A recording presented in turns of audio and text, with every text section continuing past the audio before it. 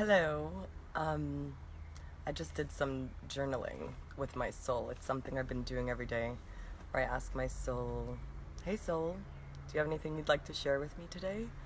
And then I just free write. And it's been a really juicy, beautiful journey with a lot of insight and like reconnection to my authentic self and essence. So today something came up in the writing, and it was like this question, because I have this like vision for how I want to live and how I want to thrive and the path to it. And I've had this vision my whole life, and recently it was almost coming to fruition, this vision, like fully. And I doubted it, and I started looking for answers outside me.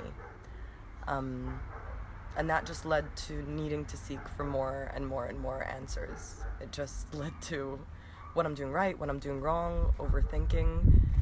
And I was like, I got totally lost, and I couldn't even remember why or what I was creating. And so I've been coming back to this vision that I'm creating of how I want to live and like what that ideal highest potential reality is.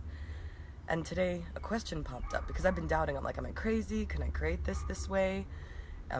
Is it logical? Nobody's done it before. Nobody's really living like this yet from how I'm living. And is it possible, this journey? Am I just delusional? And then a question popped up in my journaling this morning, and it was like, well, would Source like your creation?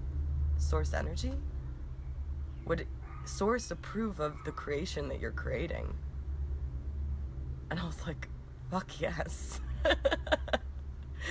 If I create what I love, the life I love through ease, grace, and joy, and share that journey with others, why would Source not like that? Why would Source not support that? Why? Because I'm not like working hard enough, or I'm not doing it right, or I'm not learning from my mistakes, or I'm not reprogramming my genetics as I should. Like, Source doesn't give a fuck. Source is like, and when I realized this question, I'm like, oh my god, this is so simple. Source is like our greatest lover, and birthing your creation, your unique vision in the way that you are creating it in every single moment, including all the mistakes, everything, that is like you making love with Source. That is your intimate journey with Source, because you are a unique speck of Source. And the way you create your creation, and the way you share your story, and the path that you follow to birth your creation is medicine for all. And when I realized this morning that letting go isn't actually like, oh, letting go of blah blah blah, it's actually letting go is letting die. Letting other people's creations die off your system, die off our cellular structure, die out of our consciousness, and let that connection and need to be sane die. Because we have this like hungry monster that's like evolved to the monster of like wanting oneness, and we think that oneness is sameness, and oneness is not sameness. Oneness is us each individually being courageous enough to die, to let go and die into our power. We're in a way afraid to fully die, to reclaim, like to literally own our power, because that is a death when we realize that we are one with all, that we are really all equal, that we are really all co-creators. It feels like death, and that pain that I've been personally resisting, and I know many of us are, and we share it with each other. We're like, oh, I'm having like turbulences, or oh, everything's a little crazy. But those are the birthing pains. Those are the contractions, just like birthing a baby. That pain, that shame, that guilt, that confusion, that overthinking, that self-judgment, that comparison, that fear that I may not be supported, that fear of like, oh my god, maybe I should just disappear off this planet. All those thoughts are the thoughts. I haven't had a baby yet, but I've spoken to a woman recently who had a baby, and she was like, yeah, it's like choosing that life to occur.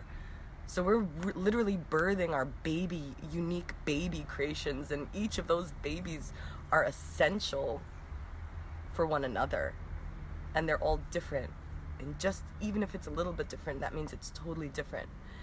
And I just realized that, like, I thought I was supposed to be learning from those pains and listening to those voices. And I'm reading a book now called Happy Pocket Full of Money. Super suggested. It's far beyond anything about money. And it just talks there about how, like, literally, it begins with our being, and then our thinking, and then our speaking. And only at the end, the action is there to be there to receive the creation you created through being it, through thinking it, and through speaking it. So abracadabra, avracadabra. I create as I speak. What story are you telling? Does Source like that story? Would Source support you? And if so, you and Source are like the ultimate fucking lovers that can create anything. And your creation is my medicine, even though it's maybe totally different, and it may clash and collide with my truth, and it may even cancel out my reality.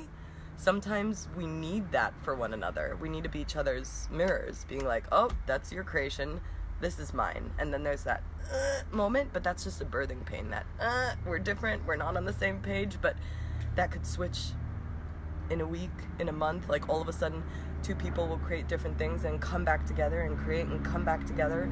It's just this beautiful, sacred, geometric pulse of life, of orgasmic, painful juiciness, of eternal, endless creation that is always comes back to perfect balance. So I love you, and I support your unique baby creation. And if Source loves it, then why the fuck not? You don't need any path. You don't need any technique. You don't not need a technique. You don't need to be a certain way or do it a certain way or learn how others did it. No fucking no. You are the artist of your reality, and your art is the greatest gift you can ever share with anybody. I support you and love you energetically. Connect if you wish. Much love. Bye-bye. Shabbat shalom.